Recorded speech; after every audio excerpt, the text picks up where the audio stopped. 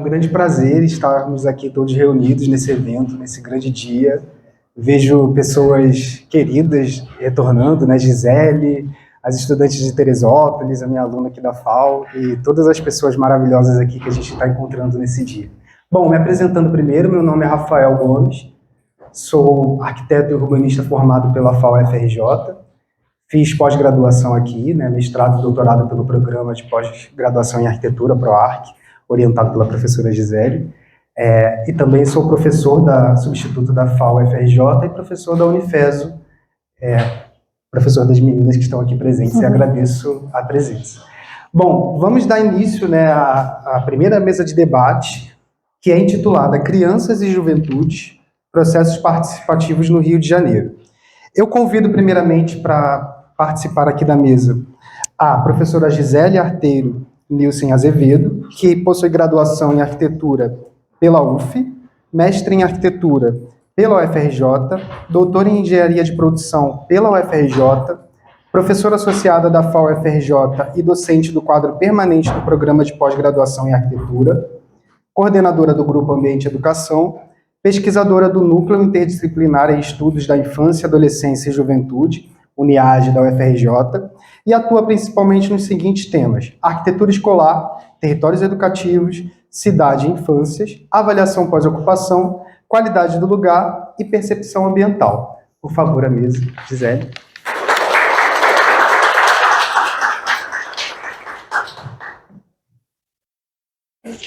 E também aproveito para convidar a professora Beatriz, me corrija se eu pronunciar de forma errada, né? Mas é Takeiti, isso, obrigado.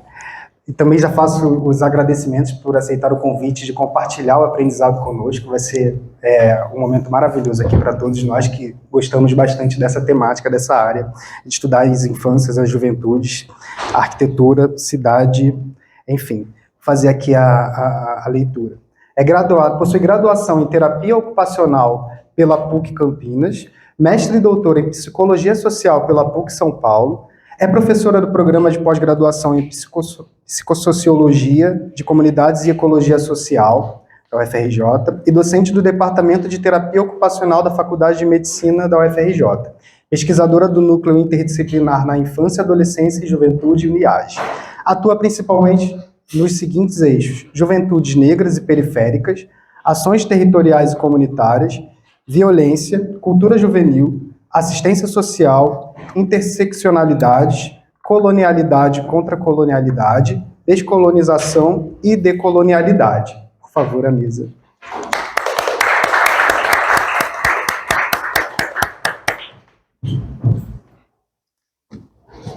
Bom, começaremos as apresentações a partir da professora Gisele, vai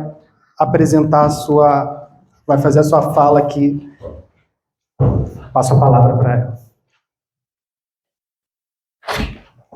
Você precisa aqui. Obrigada, Rafael. Ui, o copinho está escorregando. Obrigada, Rafael.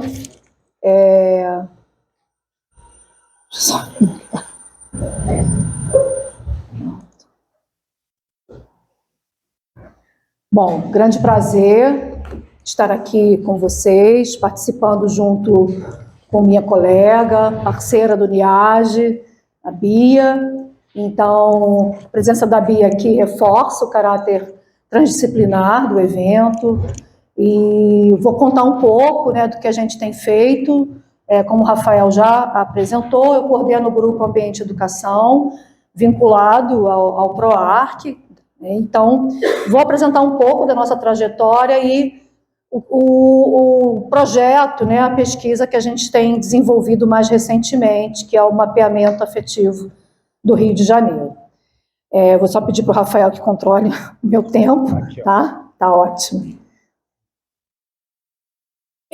Falando um pouquinho, contextualizando, né, o que nós fazemos enquanto grupo de pesquisa, é um grupo que já tem uma trajetória de quase 20 anos de atuação, o que a gente tem feito, o que tem sido a ênfase, né, dos nossos trabalhos, dessa nossa trajetória. Então, como objetivo principal é contribuir com políticas públicas que reconheçam as infâncias e juventudes como co-construtoras de decisões, reconhecer a participação social como uma ação transformadora, né, entendendo que essa participação ela transforma quem participa, né, a comunidade que está participando, mas também nos transforma enquanto pesquisadores, em que se discute decisões, saberes, demandas, e que é uma construção coletiva, né? A gente tem sempre aí um compartilhamento de saberes, de expectativas, de necessidades, e, finalmente, né, romper com a hegemonia da escola como contexto único educativo. A gente tem trabalhado, nos últimos anos, com a ideia de que a escola ela não pode mais se permitir encastelada, ela sozinha dando conta dessa educação, dessa formação cidadã dos estudantes. Então, a gente tem trabalhado, né, já desde 2015,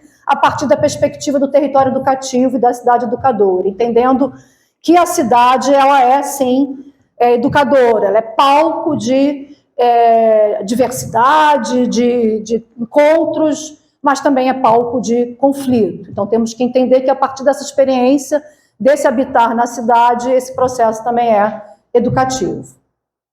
Então, um pouco da trajetória, né, do nosso grupo, como vocês podem ver, desde 2004, que ele começou nós começamos a atuar, num primeiro momento, entendendo muito esse olhar dos estudantes e suas experiências na escola, a escola como instituição, como equipamento social relevante. Depois, a gente começa a entender também um pouco a questão dos espaços livres, mas ainda no intramuros escolar, a importância do pátio, desses espaços livres, também para essa educação transformadora, a ideia de que deve existir um desenclausuramento desses estudantes, um desenclausuramento dessas infâncias, né? Por que só a sala de aula tem que ser levada em consideração nesse momento? Por que nós não podemos pensar também no uso do pátio, né, como experiência educativa? E a partir de 2015, em parceria com o grupo Sistema de Espaços Livres, o grupo CEL-RJ, coordenado pela professora Vera Tangri, a gente tem desenvolvido pesquisas, incluindo também todo o sistema de espaços livres da cidade. E aí, já nessa perspectiva do território educativo, né, e na perspectiva da cidade educadora. Então, dentro desse escopo, né, o que a gente tem feito ao longo desses anos é entender como é esse habitar das infâncias, né, nesses espaços públicos. Como eu falei no início, na mesa de abertura, né, a nossa provocação é entender as interações, as apropriações que existem nessa experiência das infâncias ao experimentar, né, o seu cotidiano, esse habitar na cidade. E também reduzir a visão desse espaço como prerrogativa e soberania dos adultos, né? A gente sabe que a visão adultocêntrica é a visão dominante. Então, em que medida que essas cidades e esses espaços públicos eles estão preparados para receber essas infâncias, né? Entendendo que uma cidade boa para as crianças é uma cidade boa para todos e todas. Então, nós trabalhamos em nossa perspectiva teórica, mas também uma perspectiva metodológica, com uma abordagem transdisciplinar. Eu acho que a temática das infâncias e cidade, ela transborda, ela não é prerrogativa somente do campo da educação ou da psicologia. Eu acho que a gente tem um papel social muito importante como arquiteto, como planejadores, entender como que se dá essa relação das infâncias, da escola com a cidade. Então, a gente tem essa perspectiva transdisciplinar também na metodologia e também multiescalar, né, entendendo que nesse olhar sobre as experiências da cidade, a gente vai trabalhar com várias escalas. Uma escala que é uma escala de observação, o entendimento, né, da morfologia urbana, aí usando um pouco de uma linguagem técnica que é nossa, como arquiteto, mas também trabalhando a escala do sujeito. Quem é esse sujeito? Nas nossas práticas metodológicas, a gente tem sempre atuado nessa visão participativa, né, em prol da sua autonomia e sua visibilidade nas cidades. Então, a gente tem trabalhado o que eu tenho chamado, né, mais recentemente, como uma cartografia afetiva. entendendo que, até fazendo referência à professora Cidália, né, na conferência anterior, entendendo que é caminhando que a gente faz o nosso próprio caminho, né? Então, não adianta a gente pensar que formatar, né, um processo, formatar a ideia de uma metodologia, porque quando a gente vai a campo, tudo se transforma. Então, a cartografia, ela nos dá essas pistas de pesquisar de olhar para o outro, de entender o outro, de exercer a empatia e a alteridade, e reconhecendo, de fato, que é no processo que a gente caminha, tá? Então, eu tenho trabalhado bastante com o termo pesquisar com, aqui saiu com o hífen, né, mas eu tenho retirado esse hífen, fazendo referência a pesquisadores como a Virgínia Castrup, o Eduardo Passos. Então, essa abordagem sensível para a participação, tentamos privilegiar a horizontalidade, nem sempre é muito fácil, é um exercício constante. A visão adultocêntrica parece que ela está impregnada na gente. A gente ainda tem esse formato muito escolar, que nós sabemos mais do que as crianças. Reconhecer a participação como uma arena potente de debates e decisões, exercer essa reciprocidade igualitária e construir confiança, né? Não é fácil, como a professora Cidália colocou, o processo participativo é desafiador, né? Então, em que medida que a gente está aberto para entender o outro, né? Em que medida que a gente reconhece esses saberes e respeita esses olhares que são diferentes dos nossos, principalmente se tratando de crianças. Então, inspirados por Mayumi Souza Lima, Paulo Freire, não poderia deixar de falar, Francesco Tonucci, que é um educador, né, italiano, a gente reconhece, né, o papel formativo da cidade para a educação, entendendo que é nesse perambular pela cidade que essas crianças podem encontrar oportunidades importantes para a sua formação cidadã. E que esse perambular, né, esse caminhar pela cidade, vai não só transformar esse sujeito, como também promover vitalidade nas cidades. A presença de crianças no espaço público, ela é uma presença que denota uma vitalidade. Então, eu vou apresentar para vocês a nossa principal pesquisa no momento, né, a pesquisa que tem sido realizada em parceria com o grupo Sistema de Espaços Livres, como eu falei, o Grupo CEL, e é uma parceria bastante potente, porque a gente tem agora o envolvimento do poder público, é uma parceria com a Prefeitura do Rio de Janeiro. Então, esse trabalho, essa pesquisa é uma pesquisa bastante robusta, que a gente tem atuado desde 2019, e que tem como objetivos contribuir com a formação cidadã dos estudantes, a partir de sua percepção e vivência na cidade. Essa pesquisa procura dar visibilidade a esses sujeitos que normalmente são subalternizados e invisibilizados, resgata a vitalidade da cidade, reconhecendo as oportunidades educativas dos territórios e também contribuiu para os planos de desenvolvimento sustentável e o plano estratégico da cidade. Então, o que essa parceria trouxe, né, para a gente como grupo? A gente vê aí a possibilidade, um pouco do que a professora Cidália também falou, a gente vê a possibilidade das nossas ações poderem se transformar em política pública, né? Porque a gente faz pesquisa, a gente está na academia, mas de que maneira que isso reverbera? De que maneira que isso pode ser multiplicado, né, na esfera pública? Então, essa atividade, aqui é o mapa da cidade do Rio de Janeiro, né? Essa atividade ela foi realizada em todo o território do Rio de Janeiro.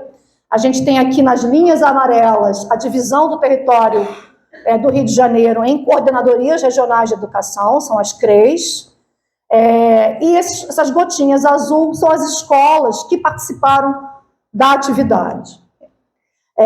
Foi um trabalho muito intenso, muito simples em sua concepção, eram 2 perguntas, mas muito complexo em termos de análise.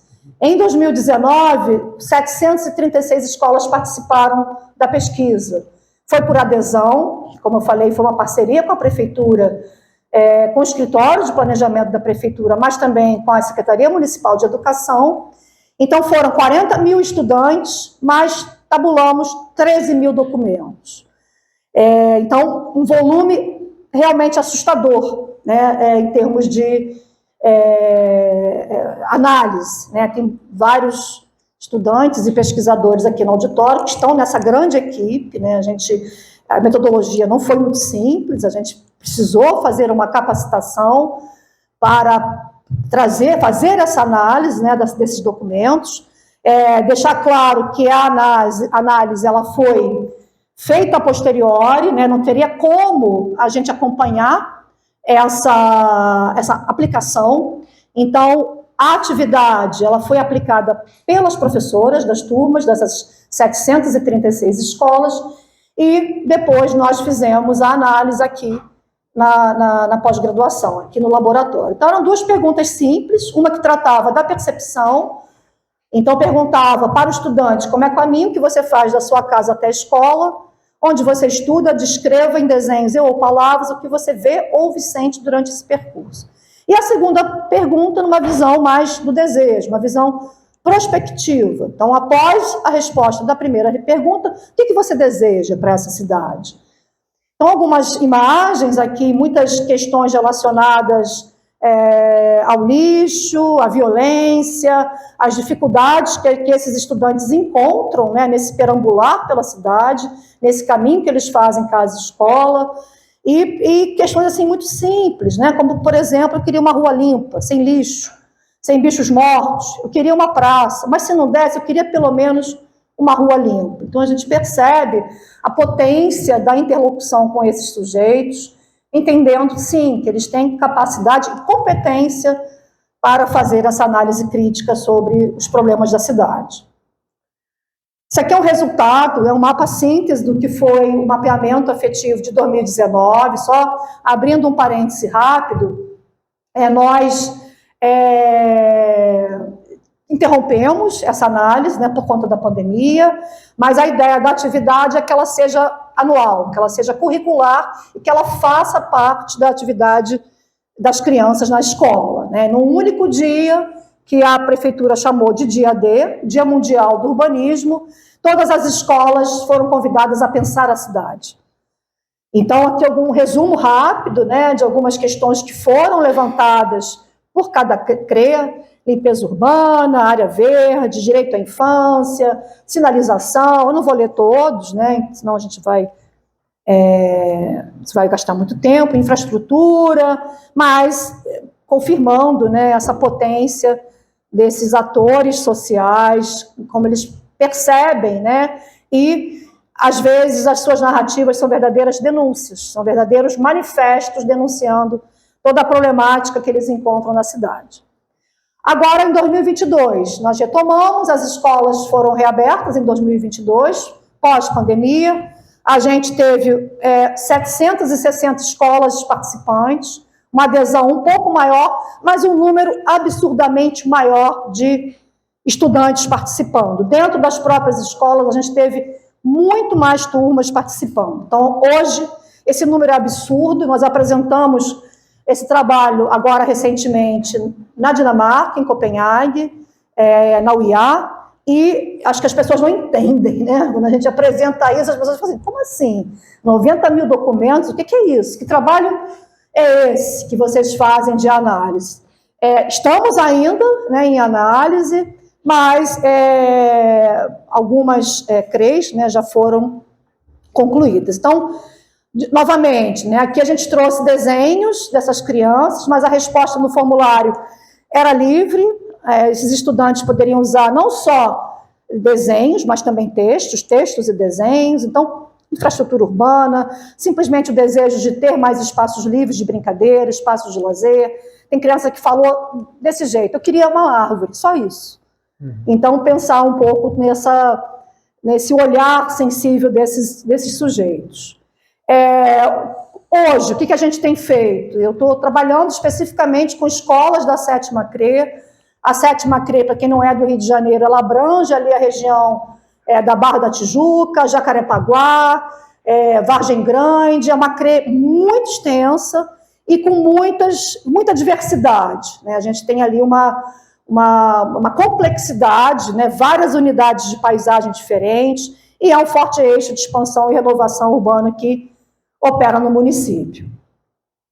Então, aqui foi a ação do dia D, que a gente realizou no dia 8 de novembro, e a oficina piloto que a gente está fazendo na escola Dídia Machado Fortes, que é uma escola localizada, uma escola que tem uma situação bastante peculiar, dentro de um condomínio na Barra da Tijuca e um condomínio de alta renda. Nenhuma criança que estuda naquela escola, ela mora naquele condomínio. Então, de uma certa maneira, é um território hostil para a escola. Os moradores não gostam da escola, não gostam que aquelas crianças compartilhem os espaços públicos do condomínio com eles.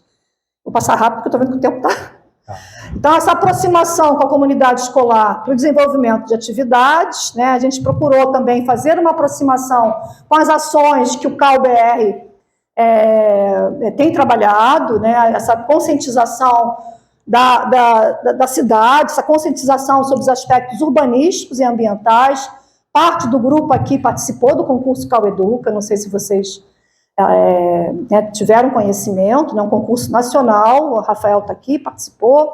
Então, a gente está trabalhando com essa ideia, né, de discutir problemáticas urbanas contemporâneas nos diferentes territórios por meio de diferentes práticas. Então, aplicamos, né, nessa oficina piloto 2 jogos, né, esses jogos eles foram concebidos pelo grupo, né, pelos participantes que atuaram no concurso. Então, o primeiro jogo é o jogo Ludicidade, com a ideia era revelar como as crianças percebem os elementos constituintes do espaço urbano, estimulando essa consciência crítica sobre a cidade, com base nos temas recorrentes que apareceram no mapeamento afetivo. Então, é um jogo de cartas que foi concebido com características das cidades, né, divididas em elementos, agentes, atitudes e sensações. Então, um pouco do que foi essa aplicação e discussão dessas cartas do jogo, e depois eles poderem opinar de uma maneira qualitativa. Essa carta, né, por exemplo, lixo, como é que você vê esse aspecto, né, essa característica do território onde você mora em relação a aspectos qualitativos, né? E depois a gente pedia para eles falarem um pouco, né, sobre a localização de onde eles moravam, colocamos um mapa, e aonde estava a escola. O segundo jogo foi aplicado com crianças um pouco mais velhas. O primeiro foi com crianças do 4º ano. O segundo, esse ainda é o primeiro, desculpe, os temas recorrentes: lixo, violência, morador de rua, como negativo, pichação, e como positivo, árvore, animais, brincar, sinalização, patrimônio. E aí depois os painéis que foram confeccionados por eles. E o segundo jogo, que foi aplicado no 6º ano do ensino fundamental, nós focalizamos muito nos ODS, os Objetivos de Desenvolvimento Sustentável, para poder estimular de maneira lúdica a compreensão das crianças para essas relações estabelecidas entre nossas ações individuais e coletivas, o território e o futuro que queremos a partir dos ODS, para eles verem que eles também são agentes importantes. Então, precisamos fazer a nossa parte também, não ficar só esperando que o poder público atue. Como é que os estudantes, como agentes transformadores, podem, de alguma maneira, contribuir para mitigar problemas da cidade. Então, aqui um pouco dessa aplicação, discussão desse jogo. Depois a gente fez um teatro da espontaneidade, que as crianças tinham que propor uma ação. Poderia ser a partir de uma encenação teatral, uma maquete, uma poesia, uma música, algum tipo de ação em que eles trariam para a gente ações propositivas para discutir esses ODS. Cada grupo escolheu um ODS, então teve questão sobre gênero, questão sobre educação de qualidade, cuidado com a natureza, erradicação da fome. Então, aqui algumas imagens que mostram essa produção desses grupos, né, desses estudantes, em relação ao ODS que eles selecionaram. E aí, por fim, né, já estou encerrando a minha fala, a devolutiva. Em qualquer processo participativo, é muito importante que a gente devolva a comunidade que participou, que se engajou nessa atividade, nesse processo. Então, nós pensamos o seguinte: como podemos devolver para as crianças? Fazer uma palestra, certamente as crianças vão ficar cansadas, não vão ter uma atenção durante muito tempo. Então, pensamos em fazer uma espécie de uma mostra cultural e fizemos um caderno que usou como uma linguagem, história em quadrinhos. Então, nós nos mostramos como personagens, cada pesquisador é um personagemzinho desse, tem aqui a professora Vera, eu sou a segunda, enfim, todos nós aqui reunidos nesse slide.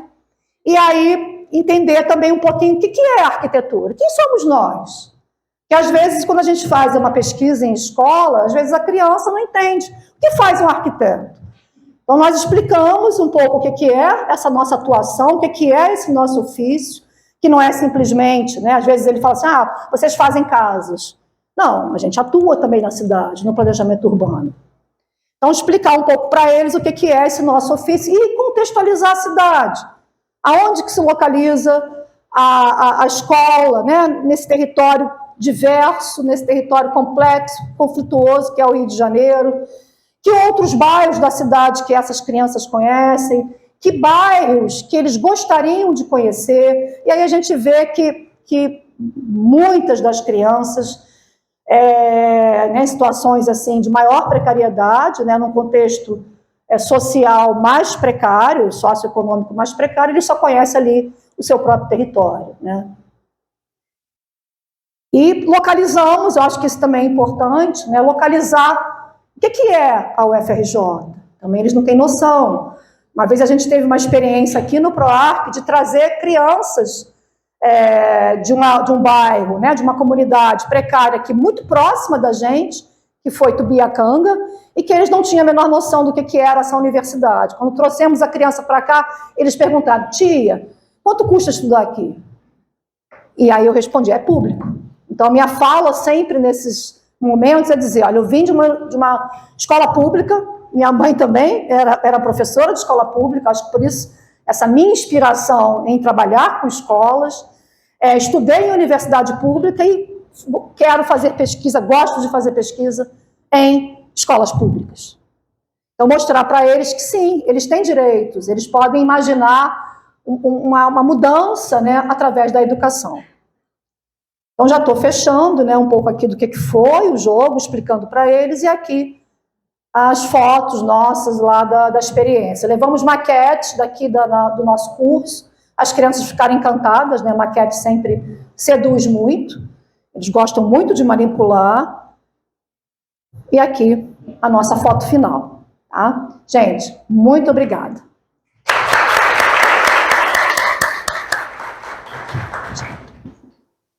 Passei 5 minutos só. Não, 5 minutos está bom, né? Me controlei. Informação boa a gente deixa passar.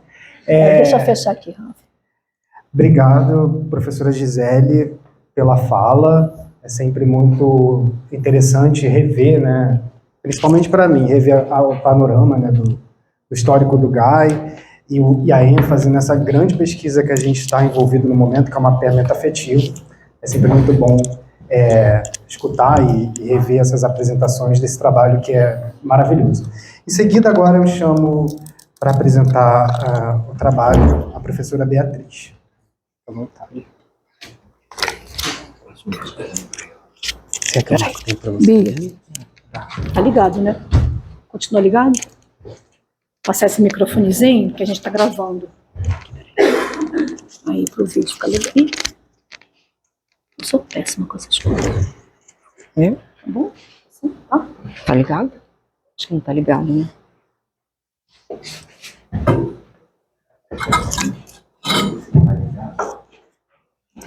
Não tá ligado. Tá ligado? Eu vou deixar aqui, ó, para você ver melhor, tá?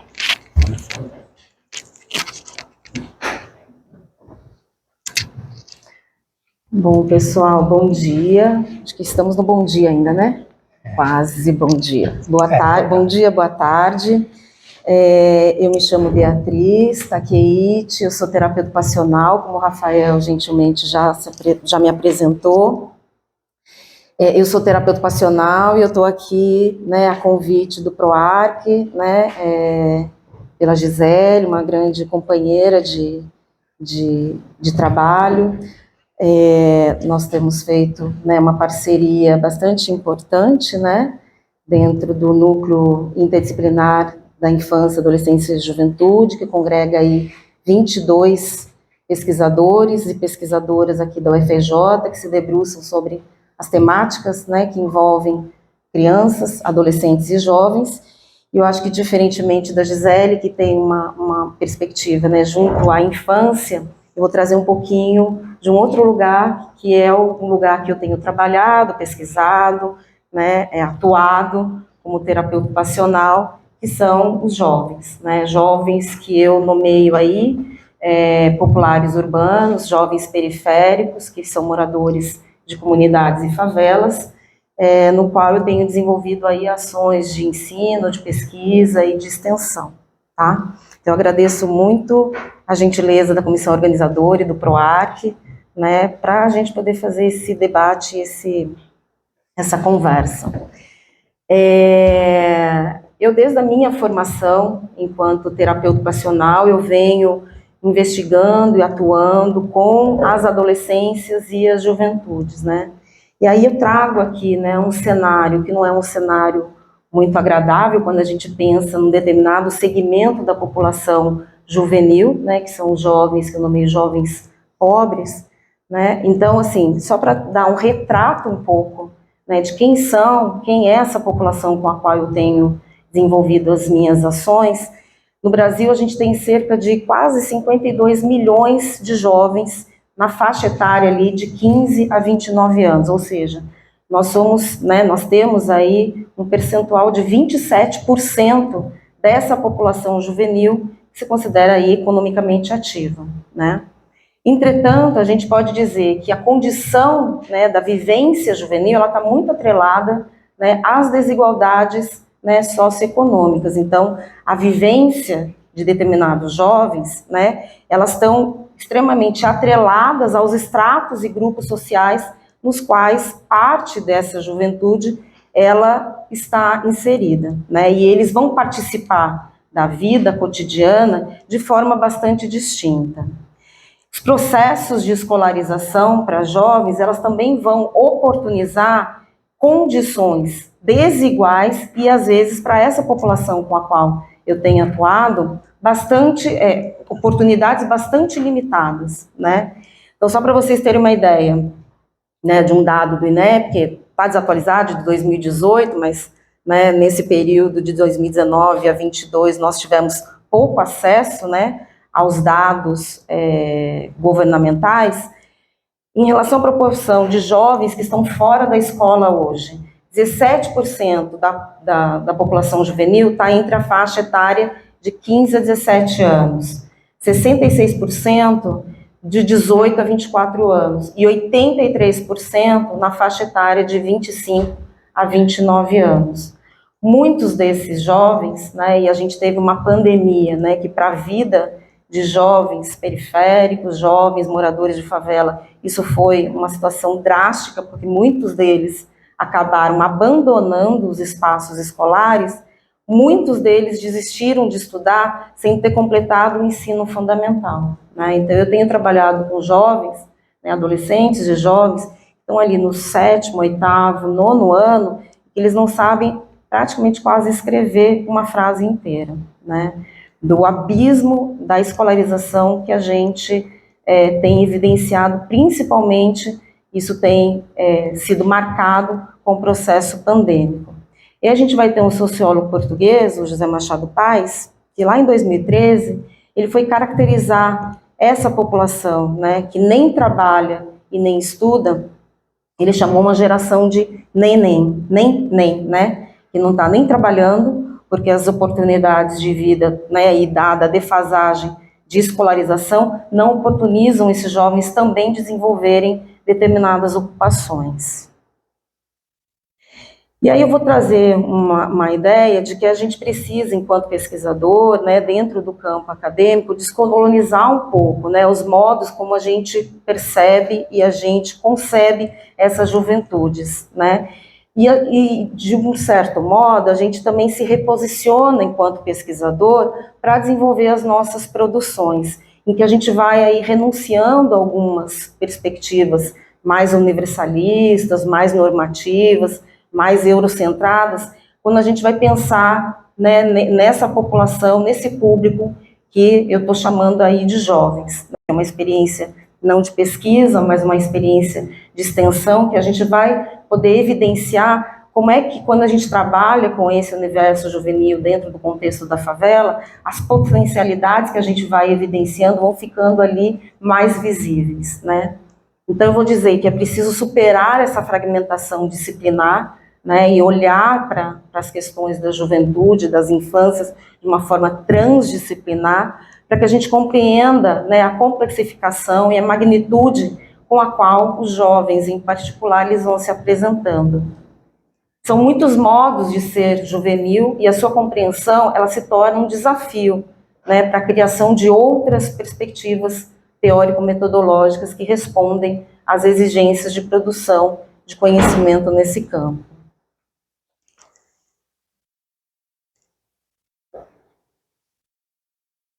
E aí, muito rapidamente, né, as minhas atuações têm sido eminentemente, né, em contextos de comunidades e favelas aqui do Rio de Janeiro, mas eu já tive outras oportunidades, né, fora daqui. Eu venho de São Paulo, e a minha militância como profissional, como pesquisadora, como estudante de pós-graduação foi sempre percorrer, né, espaços da cidade que se apresentavam à margem, né, das oportunidades.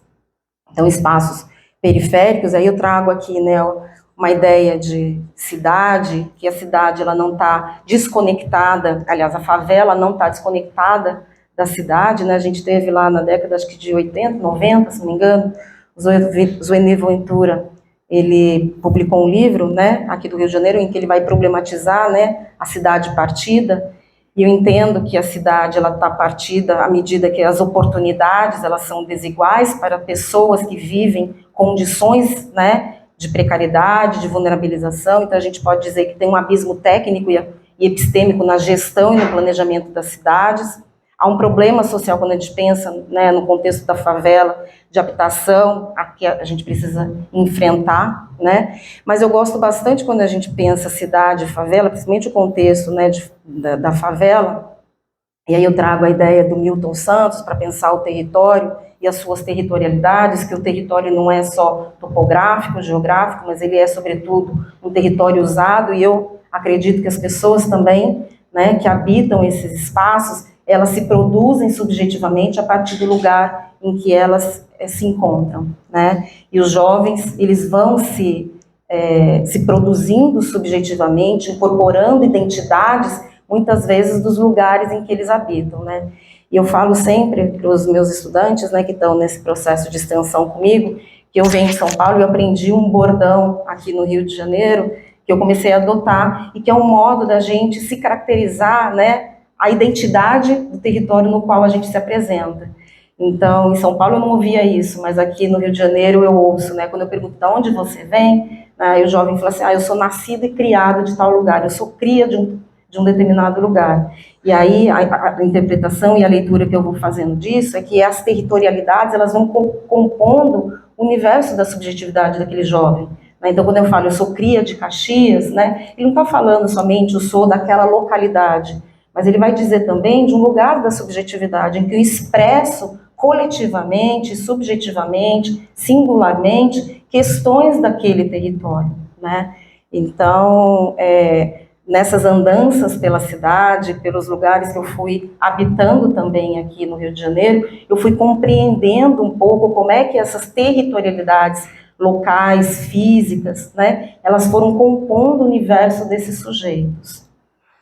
E aí eu tenho tido, né, experiências com esses jovens num determinado contexto de um conjunto de favelas aqui na cidade do Rio de Janeiro, e eu tenho utilizado um pouco dessas abordagens comunitárias e territoriais para intervir com esses jovens. E eu venho, né, propondo, né, a partir de um projeto de extensão, oficinas de arte, cultura, no qual esses jovens vão discutindo e debatendo aí a questão não só, né, desses territórios, que são territórios múltiplos, né, que passa desde o território geográfico, topográfico, ao território usado existencial, articulado aí uma rede social de suporte dentro dos territórios no qual esses sujeitos estão inseridos, para a gente permitir maior participação desses sujeitos dentro e fora desse lugar. E aí, não tem como a gente não discutir, né, juventudes urbanas periféricas, juventudes de favelas, se a gente não trouxer, né, para dentro de uma discussão os marcadores sociais da diferença de classe, de gênero, de raça, de religião, de cultura, para a gente poder produzir algum tipo de conhecimento com esses jovens. E aí eu vou falar um pouco, né, do lugar que eu estou habitando, né, há 8 anos, desde que eu cheguei aqui no Rio de Janeiro, que é o Complexo do Alemão, a partir de um projeto de extensão. Então, para quem não é do Rio de Janeiro, o Complexo do Alemão, ele é nosso vizinho aqui da UFRJ, né, ao lado ali do Complexo da Maré. O Complexo do Alemão, ele é um conglomerado ali de favelas, né, um conjunto de favelas, né, atualmente, né, os moradores, é engraçado que quando você pergunta o número de população, né, e quantas favelas existem, eles dão um dado, e aí quando você vai nos dados oficiais são outros, né, então ali estão em torno de 12 favelas, né, 12 a 13 favelas, em média no Complexo do Alemão, pelo IBGE, 64 mil habitantes, mas quando você chega para um morador, você fala assim, quantos habitantes existem aqui dentro do complexo? Eles vão falar assim, senhora, mais de 100 mil pessoas, né? Então, porque os dados do IBGE às vezes aparecem muito subestimados, né? Então, se a gente na população brasileira, aqui, só atualizando, somos 220 milhões, na cidade do Rio de Janeiro nós somos em torno de 6 milhões e 700 mil. Nas favelas do Rio de Janeiro moram e habitam 23% da população, ou seja, mais de 1.400.000 pessoas, né? Então não dá para a gente dizer que não há uma importância, e aí quando a gente pensa em relação à juventude periférica, à juventude de favela, não tem como a gente desconsiderar, né, a visibilidade dessa população dentro da cidade do Rio de Janeiro.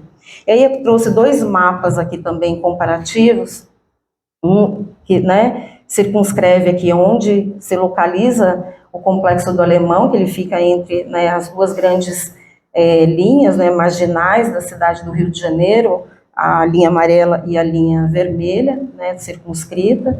E aí é o que na lateral tem um mapa que foi desenhado pelos próprios moradores, né, porque quando, né, o georreferenciamento vem e traz, né, a foto da favela, a gente mostra para os moradores, eles olham e falam assim, não, dona, mas aqui, olha, aqui tem uma outra rua, aqui tem um beco, aqui tem isso, aqui tem aquilo outro, né? E essa foi uma atividade, né, um esquema de uma releitura a partir do mapa que eles foram fazendo em relação ao lugar, o território em que eles habitam. Aí, vou falar um pouco sobre como é que eu chego, né, nesse conjunto de favelas. Eu chego a partir de um projeto de extensão, hoje eu tenho extensão e pesquisa, né, mas esse projeto de extensão ele começa desde 2016, eu chego no Rio de Janeiro, eu não conhecia muita coisa, e aí em contato e parceria com outros colegas, a gente começa a evidenciar possibilidades de parcerias, né, para a gente fazer uma atuação com essas juventudes. A gente aciona num primeiro momento o Complexo da Maré, mas, né, a conversa não segue, e daí a gente vai e se aporta lá no Complexo do Alemão e começa uma parceria não só com uma escola pública do ensino médio, quanto com uma organização não governamental. Na realidade, a ideia era entrar pela escola pública, né, como Gisele disse, eu também acredito, os jovens, onde a gente encontra os jovens, daqueles que não estão fora da escola, é na escola, né? Então, eu acredito muito, né, ainda que a gente tenha aí muitas críticas, muitas questões em relação à escola, eu acredito muito na potencialidade, né, que também pode ser desenvolvida, né, nas potencialidades criativas que a gente pode desenvolver dentro do ambiente escolar, e aí a gente começa a acionar uma escola pública, que não necessariamente é uma escola pública que está dentro do Complexo do Alemão, mas que ela está em bom sucesso e que atende eminentemente jovens do Complexo do Alemão e do Complexo da Maré. E aí a gente propõe esse projeto de extensão, que a gente nomeou aí como Projeto Juventudes, Intervenções Urbanas de Arte e Cultura no Território, que era a possibilidade da gente intervir com jovens, né, nessa situação de vulnerabilidade social, tanto nesse contexto da escola, quanto no contexto do território, a partir dessas oficinas de arte e cultura, para a gente aí ampliar, né, repertórios educacionais, ocupacionais, sociais, para a gente pensar em uma formação mais cidadã, né, numa direção, né, dos direitos humanos. Então essa é essa escola, né, não a gente chega nessa escola chamada Colégio Estadual Olga Benário Prestes, que tinha, né, desde então, quando a gente chega nessa escola, uma direção bastante interessante dentro do contexto das escolas, né, com uma abertura maior, né, uma parceria e uma ação mais democrática com os estudantes, né. Ela atende hoje, em média, 2.500 estudantes, nos 3 turnos e mais o EJA, né, e aqui ao lado é a ONG, a organização não governamental, chamada EduCap, que ela está dentro do Complexo do Alemão, né, e é uma parceria que a gente fez com ela, é uma ONG que desenvolve aí ações, né, com crianças, com jovens, com mulheres, sempre na direção de garantir direitos, né, ou lidar com as violações de direitos, né. Então é uma ONG que está dentro, né, bem dentro do morro, e uma escola que está mais fora do morro. E aí a gente chega por esse projeto, né, a primeira vez lá em 2016, né, o teleférico naquele período de 2016 ainda funcionava, ele funcionou somente por 1 ano, né, só para o período lá dos Jogos Olímpicos, da Copa, e depois ele se encerrou. Então a população hoje carece dessa mobilidade dentro do próprio território, porque o acesso muitas vezes ou se dá, né, por uma táxi, dependendo da localidade, né, do alto, ou elas têm que, né, seguir a pé e circular pelo território com essa certa dificuldade, porque a gente já não conta mais hoje com teleférico. Então eu vou dizer, né, que quando a gente chega, né, nós éramos corpos estranhos dentro desse território, né, nem eu e nem essa minha equipe que inicia o projeto com a gente conhecia, já ouvia falar do Complexo do Alemão, mas a gente não conhecia. Então, a primeira, né, estratégia que a gente começou a desenvolver foi reconhecer o território, né, e andar de cima para baixo, de baixo para cima, para a gente poder compreender que território, que espaço geográfico era esse que a gente estava. Então, assim, pensar o engajamento dos jovens nesses movimentos culturais e análise, né, que esses jovens fazem no território, nos permitem entrever o que Milton chama de território vivo, sugerindo que a compreensão do território só se torna possível quando consideramos a partir de seu uso e quando é pensado junto com os atores que constroem. O lugar geográfico é também um lugar filosófico da descoberta, porque nele se batem forças contraditórias. E aí foi uma descoberta que eu fiz, não aqui na ação que eu comecei a fazer, no Complexo do Alemão, mas foi anterior, foi durante o meu doutorado, pelas andanças que eu comecei a fazer em territórios marginalizados, que eu comecei a desconstruir, me descolonizar, né, a partir do território da favela como lugar do problema, como lugar das vulnerabilidades, como lugar da pobreza, como se nada se produz dentro desse espaço, né? E aí foi no doutorado que eu fui andando e tentando reconhecer e dar, né, olhar onde estavam as violências e vulnerabilidades, que eu fui descobrindo outras potencialidades empreendidas por jovens que estavam engajados em movimentos estéticos, culturais, né? E foi daí que eu começo, então, um pouco, quando eu venho para o Rio de Janeiro, eu começo um pouco a tensionar, olha, a favela tem problemas, né? Tem problemas de lixo, tem problemas de falta de saneamento, tem problema... né, de violências, tem muitos problemas, mas também tem muita coisa acontecendo lá que se torna pouco visível, né, nos meios midiáticos, às vezes eles aparecem pouco, e que a gente precisa, né, dar, né, possibilitar que essas outras coisas também apareçam, né, para a gente não ficar reproduzindo uma certa estigmatização frequente, constante desse lugar. Então, a gente começa lá por essas andanças, reconhecendo o território. Dentro da escola, a gente vai promovendo essas oficinas de arte e cultura e provocando, né, os jovens estudantes a pensar o próprio bairro onde eles habitam, né, a pensar o próprio lugar que eles circulam, né, para além, né, das mazelas, dos problemas que a gente já reconhecidamente, com pesquisa, a própria mídia, ela já faz esse serviço de mostrar, né. Então, a primeira oficina que a gente começa, tanto no território, nessa ONG, quanto nessa escola, é perguntar para os estudantes, né, conta um pouco a história do seu bairro, né, você conhece os artistas famosos do seu bairro? Cadê a arte do seu bairro, né? O que é marcante para você no seu bairro? Só que estas indagações a gente ia a partir e produzindo a partir de oficinas, né, de arte e cultura com eles. Então, a partir de cartazes, a gente deixava materiais, né, de sucata à vontade ali, e aí junto a gente ia problematizando com eles este lugar do território, o bairro, as artes, né, que outras pessoas, coletivos iam aí produzindo. Então, explorar o próprio bairro com a arte existente. Essas descobertas pelos jovens, elas vão ganhando aí sentidos territoriais à medida que reconhecem as figuras, personagens que não estão para fora do bairro, mas estão para dentro do bairro, e elas permitem o quê? Produzirem memórias locais. Aí a gente começa, né, continua circulando, ofertando oficinas de arte e cultura na rua, né, e aí a gente começa a se articular melhor com outros coletivos, com outros profissionais, com outros serviços para dentro deste território, e a gente começa também querendo, né, se tornar visível dentro deste lugar, parceiro, né, dessas pessoas nesse lugar. E aí a gente vai imprimindo aí, né, nas praças, né, em outros lugares, uma marca, né, do que é ser jovem na favela, né. Então a gente vai circulando e vai fazendo aí oficinas de stencil com eles, marcando nas praças, né, o símbolo do projeto, para também se tornar alguém ou um projeto identificável dentro deste lugar, né, uma identidade que vai sendo reconhecida e é reconhecida como um corpo que circula por aquele lugar da cidade.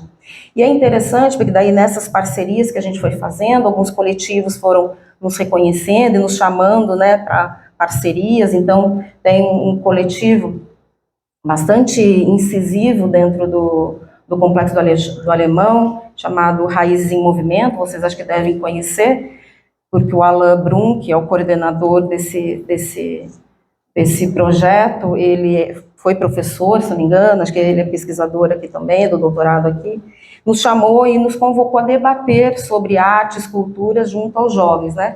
E a gente fez uma oficina com eles na rua, no dia desse evento aí chamado Circulando, né? E aí, assim, foi interessante, porque aí agregou não só os jovens, mas aí tinha usuárias do CAPS também, que circulou por esse espaço, famílias vieram para participar do debate, e aí a rua, né, ao contrário do que a gente muitas vezes pensa, né, que não é um lugar para a gente estar, porque é perigoso, porque, né, tem perigo à vista nesse lugar, e na favela não é diferente, porque, né, é um lugar deflagrado, né, pelas operações, principalmente policiais. A gente vai ocupando a rua e fazendo, né, arte, né, produzindo debate sobre o que é o território, o que é a rua junto com esses jovens, né? Então a rua como espaço de ocupação de corpos vai produzindo uma certa arte, uma certa potência ali, né? Na favela, a rua, além de corpos mortos, também é espaço de convivência, de interação intergeracional. E aí eu me lembro nessa atividade, que era o seu José da Venda, né, dono do mercadinho, onde a gente comprava água, debatendo com um jovem ali que estava na ação, né, nessa ação com a gente, o problema da violência.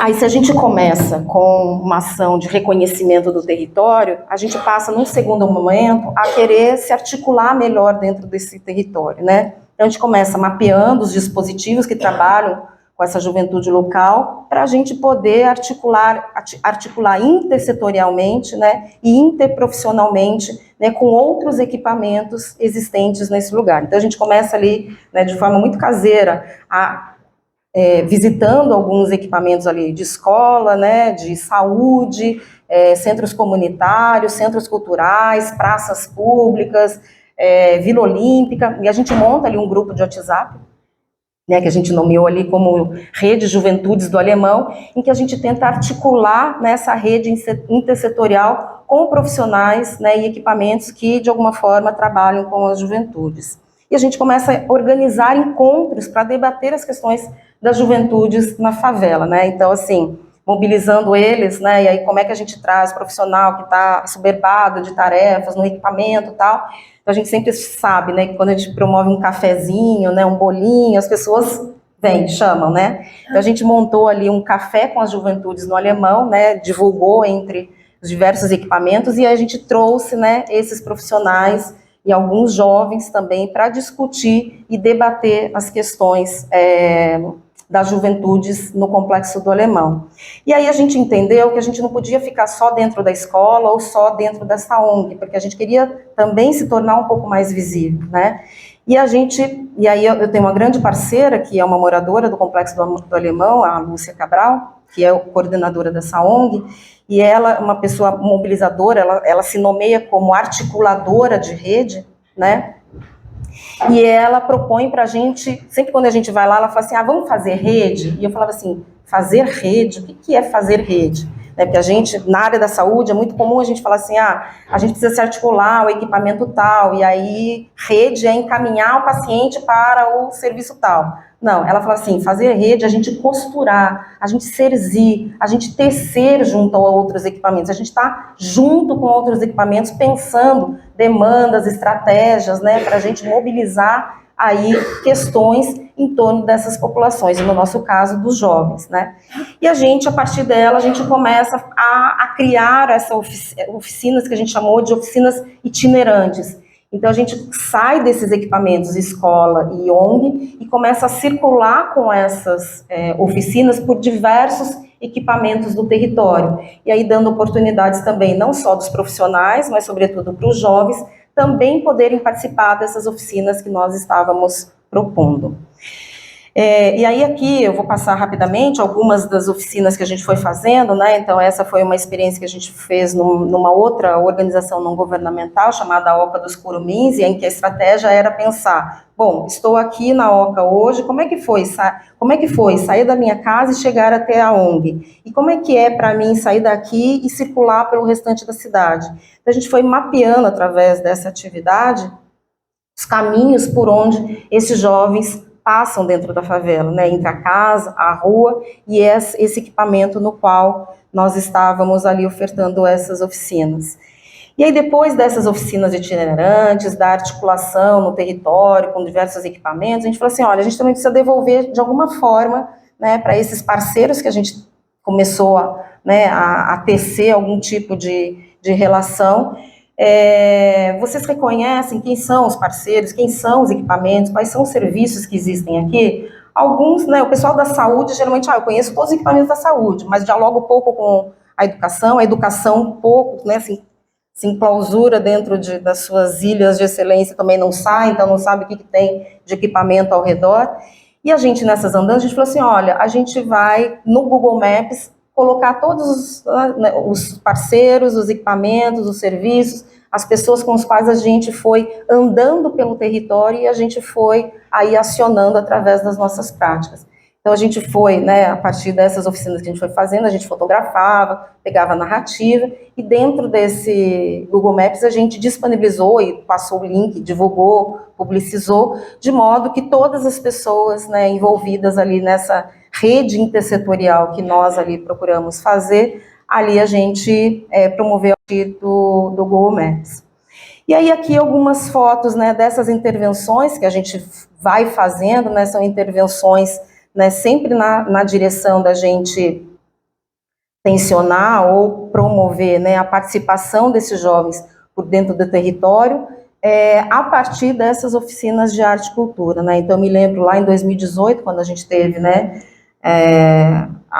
o governo federal, através do Exército, aqui para dentro das comunidades e favelas no Rio de Janeiro, a GLO, né? A gente problematizou com os jovens, né? E a gente fez uma instalação bem no centro, no meio do pátio da escola, que é esse cartazinho que está com essa pessoa, né, contornada, e a gente problematizou com eles perguntando, intervenção para quem, né? E aí a gente deixou post-its ali nesse cartaz e uma caneta, de modo que os jovens poderiam ali narrar um pouco, né, as suas percepções, as suas sensações, os seus medos, as suas angústias em relação, né, a ter o exército praticamente na entrada da favela, revistando esses meninos para entrar e para sair, né? E aí outras tantas temáticas aqui que a gente foi trabalhando com esses jovens, e é importante dizer, né, que todas as temáticas que a gente produz aí, né, através de arte e cultura com eles, partem, né, de demandas desses jovens. Então a gente levanta junto com eles, né, temáticas que são atravessadoras do universo juvenil, para que a gente possa aí, de alguma forma, promover esse lugar de participação, de discussão sobre questões que vão atravessando a vida deles. E aí eu já estou concluindo, meu tempo também já deu, né, Rafael? Eu trouxe uma ideia, né, aqui, né, sobre a questão da participação comunitária. Pensar em participação comunitária significa um envolvimento direto das pessoas nas questões locais. Isto é, na identificação e resolução dos problemas, demandas e necessidades da comunidade com vistas a contribuir para a emancipação e o desenvolvimento local. Muito bonito a gente falar de participação, né? E eu me lembro, lá em 2015, quando a gente começou a acionar, né, as primeiras pessoas, né, os primeiros moradores, jovens, a própria ONG, né, a própria escola, quando a gente chega, quando a universidade chega, às vezes a universidade chega nesses espaços de forma bastante violenta, né? Violenta de forma simbólica, violenta, né, porque nós, enquanto Notório Saber, chegamos lá e, olha, agora esqueçam tudo que vocês experienciaram na vida e agora a universidade está aqui para trazer a resolução dos problemas de vocês. E eles também assumem esse lugar quando pensam que quando a universidade chega nesses espaços é para resolver diretamente os problemas, né, reais da vida real e local deles, né, e a gente quando chega lá, né, muitas demandas começam a aparecer, e aí eles também começam a nos tensionar, olha, a gente precisa disso, olha, a gente precisa daquilo, a gente precisa de política pública, a gente precisa de saneamento básico, a gente precisa de praça, a gente precisa de curso profissionalizante para o jovem, olha, a gente precisa de clínica da família, a gente precisa de mais CAPs, a gente precisa de tratamento para isso, para tratamento daquilo. E aí foi uma construção ao longo desse percurso junto com essa população para dizer assim, olha, a universidade vem, mas a gente vem sim para fazer parcerias, para também aprender junto com vocês, porque aqui a relação que a gente quer estabelecer com vocês é o mais horizontal possível. Então, assim, a gente pode sim problematizar e ver estratégias e caminhos como resolver os problemas juntos, mas que a universidade não tem a capacidade nem financeira, né? A gente pode ter estratégias ali, mas não tem também estratégias políticas para modificar, né, a situação, né, de vivência e as demandas, né, emergenciais dessa população. E o quanto a gente aprende, né, caminhando junto com essas pessoas. Eu digo que, assim, eu não sou moradora do Complexo do Alemão, mas eu estou lá semanalmente, desde 2015, entrando e saindo dentro daquele lugar, e assim, o quanto eu digo que eu aprendi mais do que ensinei naquele espaço, né, pelas trocas que a gente vai fazendo e construindo juntos, né, com as intervenções que a gente vai fazendo. E aí, para finalizar, a gente teve, né, desde 2015, 2016, essas ofertas dessas oficinas, aí a gente teve a pandemia, e aí a gente continuou ainda produzindo ali um trabalho mais né, distanciado, e a gente começa com a produção de podcasts com esses jovens, com os nossos parceiros, e quando a gente volta né, no presencial, a gente começa a colocar, né, a produção de podcasts, né, junto com os jovens aí em alta, né? Então, a gente hoje tem um canal chamado, né, Projeto Juventudes UFRJ, em que a gente junto com eles vai criando ali temáticas de discussões, né, dos problemas que eles vão enfrentando, seja dentro da escola, seja no território. A gente grava esse programa juntos, depois a minha equipe de extensão, eles fazem a edição do programa e a gente sobe, manda para os jovens, né, claro, para eles olharem, ouvirem, darem um ok, e aí a gente sobe para a nossa plataforma, né. E aí eu vou falar um pouco, né, para finalizar, do meu lugar, que é de terapeuta ocupacional, né. E aí eu, né, trago aqui uma reflexão que é, se a terapia ocupacional ela puder dialogar com as experiências juvenis na favela, cidade de que a gente está tratando aqui, é exatamente afirmando uma perspectiva ética, estética e política, para construir um campo de saber, um campo de prática, né? Afirmando escolhas e caminhos como potencializadores de vida, que é a questão ética, exercitando a dimensão da invenção criativa, que é a questão estética, e responsabilizando-se pelos efeitos produzidos, que é a questão política. E aí, para finalizar, algumas questões aqui, né? A cidade, ela compõe esse universo territorial do agir coletivo, trazendo aí a Raquel Ronick, e que, portanto, manifesta-se em estruturas e dimensões relacionadas à convivência, à sociabilidade, ao lazer, ao trabalho, à mobilidade, entre outras. Falar de um direito à cidade, ele está intrínseco aos modos como crianças, adolescentes e jovens vivem e se oportunizam desses espaços sociais.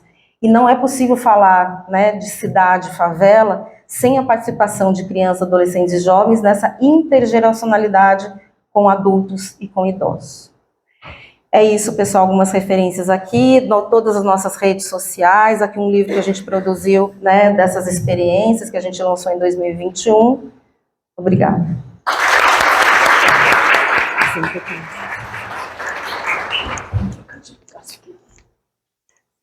Bom, gente, obrigado, Beatriz, pela excelente fala.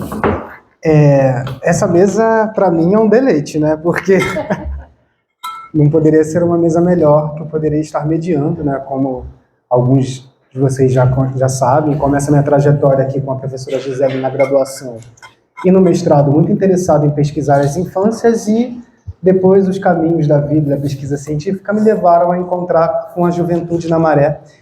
E aí, encontro várias aderências aqui da sua fala com os momentos que eu tive na minha pesquisa, né, de campo, né, todas as referências ali que você trouxe, o envolvimento com a juventude, da potencialidade, da importância de mostrar para a sociedade como um todo, né, a importância e a potencialidade da juventude, do lugar onde eles vivem, convivem. Então eu achei essa mesa assim, super interessante. Eu acredito que a audiência também deve ter achado, né, uma mesa bastante interessante e produtiva para esse conhecimento, esse aprendizado. Bom, então, para a gente dar continuidade aqui, eu abro esse momento para as perguntas. Quem quiser fazer as perguntas está aberto aqui para vocês. Aí, seguindo naquele mesmo modelo, as pessoas que quiserem fazer a pergunta, elas venham aqui à frente para poder entrar aqui na gravação, não é? E trocar o microfone, tá? Tá. Então, chega aqui, por favor. Aí se apresente e faça a pergunta. A gente faz o mesmo sistema? Bloco de 3? Pode ser. Só eu vou ver a questão do tempo, tá? Tá. Porque a gente tem aí o horário do almoço. Vai ser breve, por causa do horário do almoço também, inclusive vou ter que sair daqui a pouco, senão já peço desculpas de antemão. Meu nome é Emily Leandro, eu estou bastante feliz de estar aqui nesse seminário hoje. Eu sou arquiteta urbanista e sou assessora da Comissão de Direitos da Criança e do Adolescente da Câmara Municipal do Rio de Janeiro, que é presidida pela vereadora Thaís Federal, que também gostaríamos de estar aqui presente. Não foi possível, porque ela está com um bebê de 4 meses e meio. Então, a gente, como equipe, tem acompanhado as atividades relacionadas a esse tema. E parabenizar, né, a organização pela iniciativa. Acho que é um campo de discussão muito importante dentro da área da arquitetura e do urbanismo.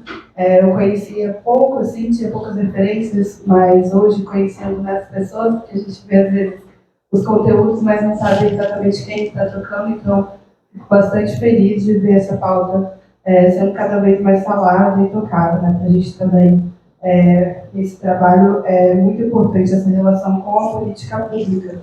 Então, eu queria fazer essa provocação, né, dos projetos que foram apresentados, esse lugar da parceria com o poder público, que eu vi que os dois projetos existe essa parceria, né, tanto no nível municipal quanto no nível estadual. Como que tem sido, quais são os objetivos, também fiquei muito interessado nesse mapeamento afetivo, quais são os próximos passos, se vocês puderem trazer sobre isso, acho que seria bastante interessante. E também fazer esse convite, colocar à disposição a Comissão dos Direitos das Crianças e Adolescentes, para que a gente possa trazer esse debate do campo da arquitetura e do urbanismo, dos direitos à cidade que a gente tem trazido lá para o espaço da Câmara Municipal, mas seria muito importante contar também com essa parceria com a universidade. Obrigada.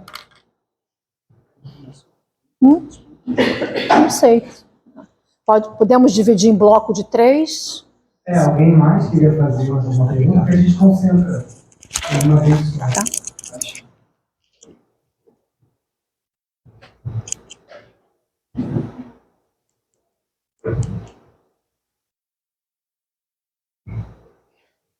Então, já conheço um pouco do mapeamento afetivo, né? Fiquei conhecendo agora o trabalho da Beatriz, em especial com o público que ali no MEI a gente, né, ainda está aprendendo um pouco das juventudes. A gente pega aquela parte às vezes que está na transição, né, para a adolescência, mas acho que a minha fala se soma da colega que acabou de fazer o questionamento. Se nessa fase do mapeamento afetivo e do teu trabalho, que já percorre uma trajetória, né?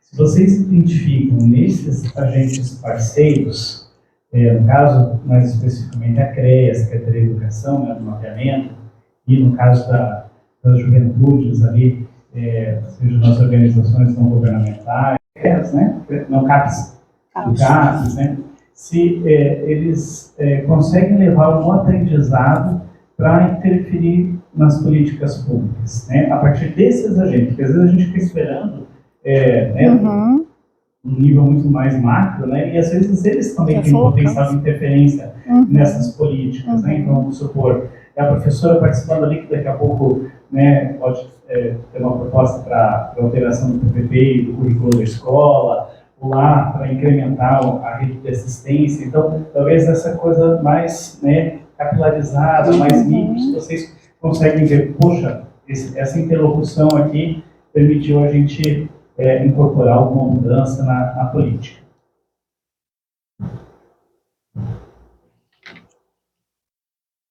Bom, vou tentar responder. Eu acho que as duas questões elas se somam, né? Obrigada, Alexandre e Emily.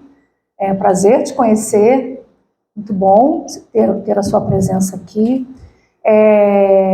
Política pública, né? Eu acho que sempre assim o nosso desafio, como foi falado pela Cidália, né, na conferência. Nós que estamos na academia, sempre causa, principalmente nós que somos arquitetos, sempre causa assim uma aflição. O que é que podemos fazer de concreto? Né? O que a gente muda com essas nossas ações? Né? O que é possível mudar? Então, porque o arquiteto tem, né, esse perfil, parece muitas vezes que o arquiteto ele quer resolver os problemas do mundo. Mas precisamos entender também os nossos limites como pesquisadores, como professores, como Beatriz comentou. Estamos dentro de uma universidade pública, né, os recursos são escassos. Então, o mapeamento afetivo, no caso do Grupo Ambiente e Educação, em parceria com o Grupo Sistema de Espaços Livres, no meu entendimento, foi a grande oportunidade de fazer acontecer. A parceria com a Prefeitura foi fundamental. Então, não seria possível, né, ter esse engajamento de tantas escolas, de tantos estudantes, se não houvesse a parceria com a Prefeitura, né, na figura do Escritório de Planejamento, como também na Secretaria Municipal de Educação, porque é muito difícil fazer pesquisa em escola, né? A gente, que é legítima a preocupação, mas tem toda uma burocracia, né? Tem todo um procedimento necessário, né, de comitê de ética, que é importante, é necessário, e que se a gente não tivesse, de fato, essa parceria com a prefeitura, a gente não conseguiria esse engajamento. Então, eu vejo o mapeamento afetivo como uma oportunidade, realmente, de fazer acontecer, em pequenas ações, né? Primeiro, contribuindo, de alguma maneira, para o desenvolvimento dos planos, os planos políticos públicos que estão relacionados com a cidade. No caso do mapeamento afetivo, nós tivemos contribuição dos resultados da elaboração do Plano de Desenvolvimento Sustentável, PDS. Quem tiver interesse em conhecer um pouco mais esse plano, ele está publicado no site da Prefeitura. E também o Plano Estratégico da cidade. Então, foi a nossa oportunidade de encontrar essa reverberação, né, de trazer realmente uma possibilidade de diálogo, né, com política pública. O que eu vejo agora, né, você perguntou, e depois, o que eu vejo agora é que não dá para pensar a cidade de uma maneira homogênea. A própria CRE, ela não é homogênea. A CRE envolve bairros muito diferentes. Como eu dei o exemplo aqui na minha fala, a 7ª CRE, ela é muito grande e muito diversa. Tem escola que é em favela, em comunidades bastante precárias, bastante vulneráveis, e tem escola na zona rural. Então, são realidades muito distintas. Então, os resultados do mapeamento afetivo, mesmo dentro da própria CRE, a gente tem que tomar um cuidado, não dá para homogeneizar esses resultados. A gente precisa entender a escala do bairro, os problemas locais.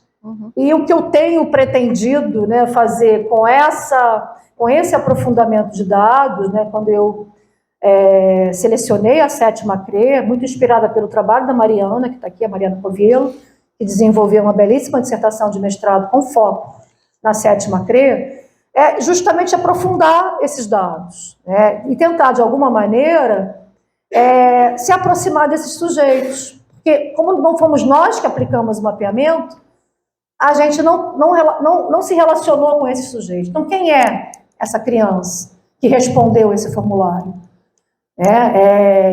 Que problemas que ela passa no seu dia a dia? Então, acho que o momento agora de aprofundamento traduzir um pouco, né, o resultado do mapeamento afetivo para que a gente possa, de fato, discutir com esses estudantes essa consciência cidadã. Entender que a gente não precisa ficar só esperando pela esfera pública, para que possa, de alguma maneira, e aí acho que já respondendo um pouco ao Alexandre, sim, de alguma maneira, identificar que esses agentes, não só os estudantes, mas a escola como um todo e toda a comunidade escolar, aí entram aí os pais, a vizinhança, né, o entorno escolar, eles podem atuar como agentes transformadores que possam fazer a diferença de alguma maneira. Então, como próximos passos, seria esse aprofundamento de dados na escala local, né, na escala do território, conhecendo um pouco mais esse sujeito, identificando a partir do olhar desses estudantes, o problema existe, o que a gente pode fazer para mudar? Qual é o nosso papel como cidadão? Você é estudante, você é cidadão também. Você vive na cidade, você convive no seu cotidiano com problemas diversos. Então, o que você pode fazer para fazer a diferença? E de que maneira que a escola, né, que é um equipamento social potente, né, a escola é uma centralidade dentro do território, de que maneira que ela pode congregar esses saberes, identificar esses agentes transformadores dentro da própria comunidade? E 2 frases. Primeiro, que política pública a gente não faz de gabinete, né? A gente tem que estar no território.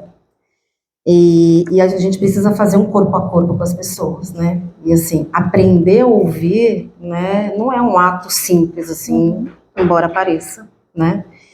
Então, eu queria falar dessa questão, né, dessa parceria público-privado dentro da favela, né, lá do Complexo do Alemão, que eu aprendi, né, e acompanhei um pouco lateralmente, né, pelas ações que foram se desenvolvendo, e depois dentro da escola, né, como é que a gente pode fazer essas mudanças, né, se tornarem, né, a partir de uma oficina, né, de cartazes, às vezes, com os estudantes, para eles participarem de manifestações, porque eles não querem a reforma do ensino médio. Passou. Nós pegamos a PEC 55 lá em 2016 com eles, problematizando com eles assim, vocês estão cientes de que vai haver mudanças aqui curriculares para vocês? Não.